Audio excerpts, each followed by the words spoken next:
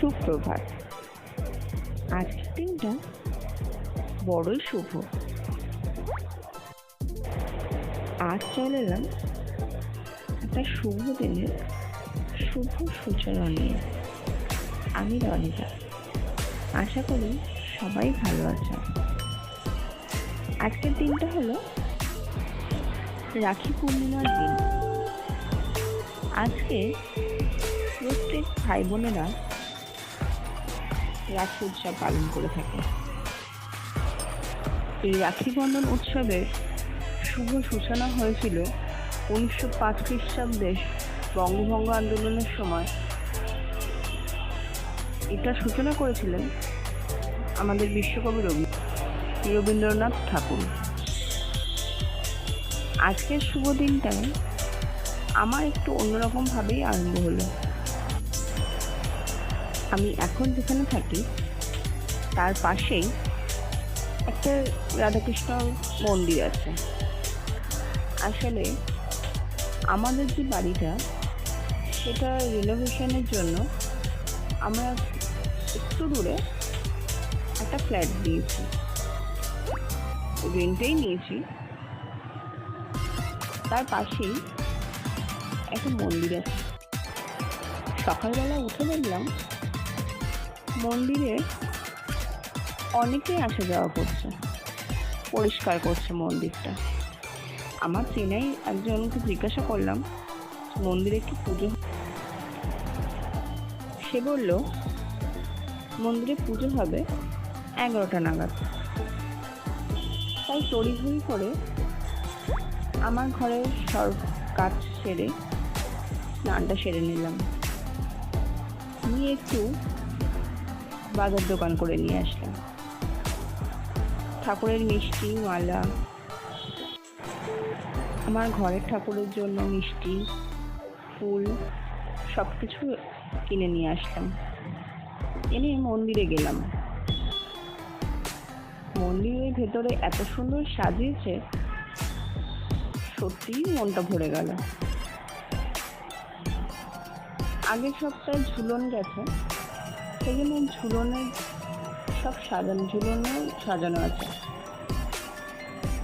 গোপাল ঠাকুরও আছে। বেশ সুন্দর মন্দিরের ভেতরটা। পুজো আরম্ভ হলো।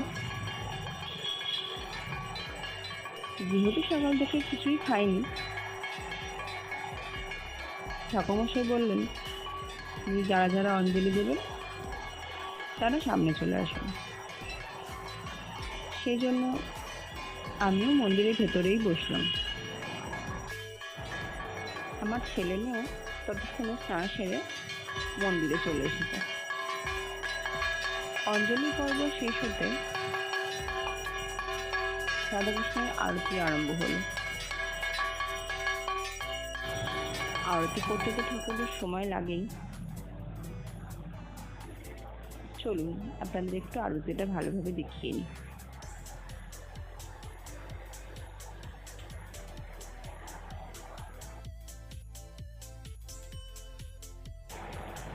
আমি একটা পদ্ম ফুল নিয়ে এসেছিলাম, সাদা রঙের পদ্ম ফুল। ঠাকুরমশাইকে বললাম এটা ঠাকুরের হাতে দিতে। ঠাকুরমশাইও বললেন যে আরতি করে নি, ঠাকুরের হাতেই দেব। পদ্ম ফুল দিয়ে আরতি করার পর ঠাকুরমশাই শ্রীকৃষ্ণের হাতে দিয়েছিলেন, কিন্তু পদ্ম ফুলটার ভারে পড়ে যাচ্ছিল। তাই উনি রাধিকার হাতে দিলেন।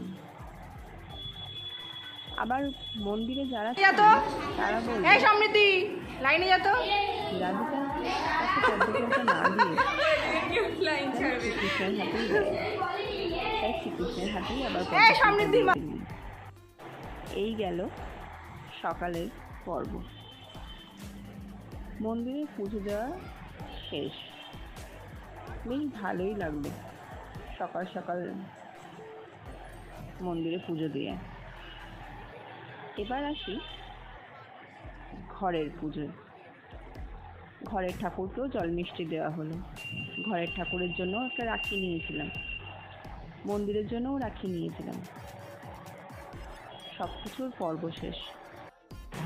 রাখি উৎসবটা হচ্ছে একটা বন্ধনের উৎসব, তাই আমার মেয়ের রাখি উৎসব আরম্ভ হয়ে গেছিল শনিবার নাচের ক্লাস থেকেই। আসলে তার নাচের শিক্ষিকা প্রত্যেক বাচ্চাকেই রাখি পরিয়ে দিয়েছিলেন। এবার আসি ভাই বোনেদের রাখি পরানো নিয়ে। আমি আমার মেয়ের জন্য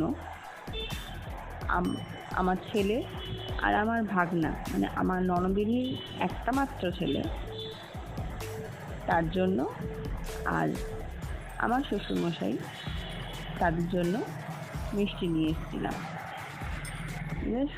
ওরা তিনটেই তো বাচ্চা, সেই জন্য দুই ভাইয়ের জন্য নিয়ে আসবো আর ওর জন্য কিছু আনবো না, সেটা তো হয় না।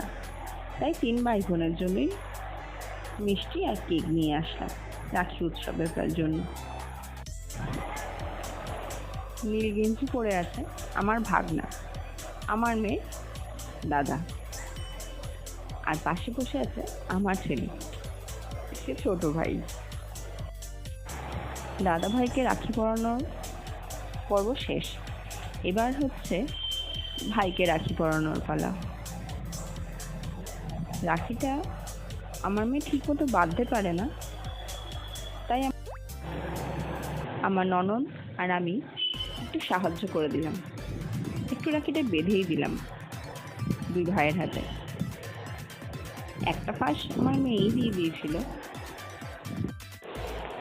মিষ্টি খাওয়ানোর পর্ব শেষ। এবার বড় দাদাকে শুধু বোনকে আশীর্বাদ করার পালা, বোনকে উপহার দেওয়ার পালা। উপহার দেওয়া নেওয়া তো হবেই, তার আগে বড় দিদি ভাইকে একটু শাসন করে নিচ্ছে। দাদা বলে কথা, বোনকে উপহার দেবে, ভাইকে উপহার দেবে না, সেই জন্য বোনকেও চকলেট দিল, ভাইকেও চকলেট চিপস দিয়েছে। এবার 3 ভাই বোনেই একটু মুখ মিষ্টির পালা। আমার মেয়ে আবার সব রকম মিষ্টি খেতে চায় না, সেই জন্য ওর পান্তুয়া আর ওর জন্য কেক নিয়ে এসেছে। আমার শ্বশুরকেও রাখি পরিয়েছে। সেই সব ফটোগুলো আমি ভেবেছিলাম আমার ননদ বা আমার কর্তামশাই ছবি তুলেছে, কিন্তু সেগুলো কিছুই করেনি। আমার শাশুড়িরাও আমার ছেলেকে রাখি পরিয়েছে, একটাও কোনো ছবি নেই, তাই সেগুলো আর দেখাতে পারলাম না। এবার চলে আসি আমার পিসির বাড়ি। আমার পিসি মানে আমার ছেলে মেয়ের দিদুনি ভীষণ ভালোবাসে, তাদের রাখি পরানোর পালা। সেখানেও মজা করে রাখি পরলো। আমার পিসির ছেলেকে মেয়েকে দুজনকেই রাখি পরালো। এর পরের পর্ব আমার আর পিসিদের দিদির পালা, 2 ভাইকে রাখি পরানো। তাই আমি 2 ভাইয়ের জন্য রাখি আর মিষ্টি সাজিয়ে রেখেছি, আর আমার দিদি ভাইকে আগেই দিয়ে দিয়েছে, আমার ভাইয়েরটা গুছিয়ে রেখেছে। তাই সব কিছু একসঙ্গে দিয়ে সাজিয়ে গুছিয়ে সবাই মিলে ফটো তোলা, আনন্দ করে রাখি পরানো হবে। আর এই যে গোলাপি রঙের চুড়িদার পরে বসে আছে, সেটা হচ্ছে আমার ভাইয়ের বোন। ওর তো ভাই নেই, তাই ও এখানেই রয়েছে, ও আমাদের সাথেই আনন্দ করলো। আমার পিসি ছেলে মেয়েকে উপহার দিয়ে রাখি পরিয়ে মিষ্টি খাইয়ে সব কমপ্লিট করে রেখে দিয়েছে। এবার আমাদের 2 বোনের বেলায় আমার পিসি বসে বসে শাক বলেছে, আর আমরা রাখি পরাচ্ছি, নিয়মকানুন পালন করছি। তার মধ্যে আমার পিসতো ভাই একটা প্লাস্টিক ফুলিয়ে কিরকম বদমাইশি দেখো, সঙ্গে সঙ্গে ধুম করে ফাটিয়ে দিল। আমার ভাইও করে এই স্বভাবগুলো, আমার ছেলেটাও ওই রকম পেয়েছে। যেমন মামাটা তেমন ভাগনা। প্রথমে দিদি আমার ভাইকে রাখি পরাবে, আশীর্বাদ করছে, সব ও সেরে নিচ্ছে আগে। ওর দেওয়ার পালা শেষ হলে তারপরে আমার দেওয়ার পালা। তাই ও আগে আমার ভাইকে রাখিটা পরিয়ে নিচ্ছে।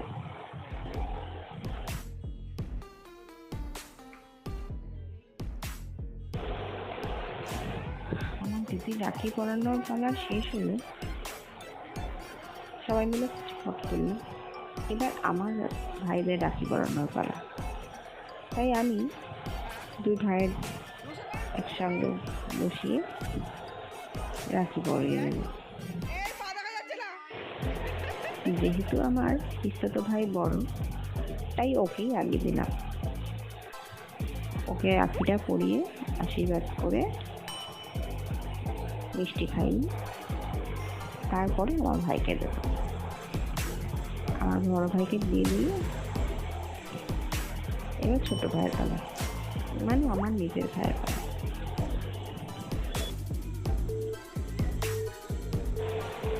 আমার পিসতো ভাইকে রাখিটা পরিয়ে দিলাম, মিষ্টিটা ওকে খাইয়ে ও হাতে মিষ্টির থালাটা দিলাম, দিয়ে জল দিয়ে উপহার স্বরূপ 100 টাকাই দিলাম। এবার আমার ভাইকে রাখি পরানোর পালা। আমার ভাইকেও রাখি পরিয়ে আশীর্বাদ করে মিষ্টি খাওয়ালাম। মিষ্টি খাইয়ে ওকেও আশীর্বাদের তবু 100 টাকাই দিলাম।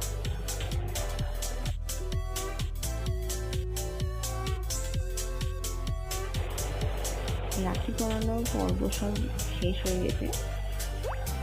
আমার পিসি বলেছিল পিসির বাড়িতে খাওয়া দাওয়া করতে।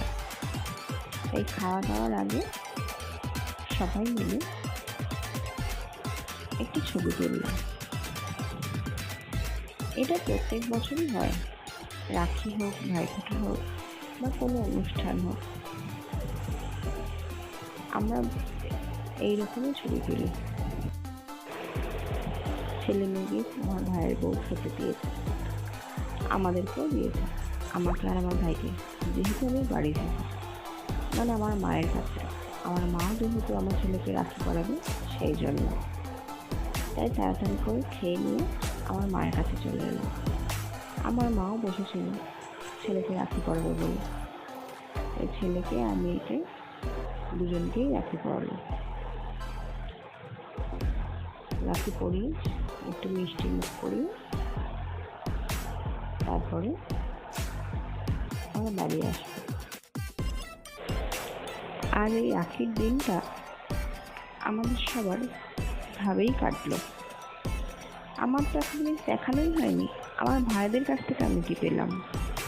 আমার বড় ভাইয়ের কাছ থেকে পেলাম কানের দুল, আর আমার ভাই দিল একটা চুড়িদার, 100 টাকাও দিয়েছে।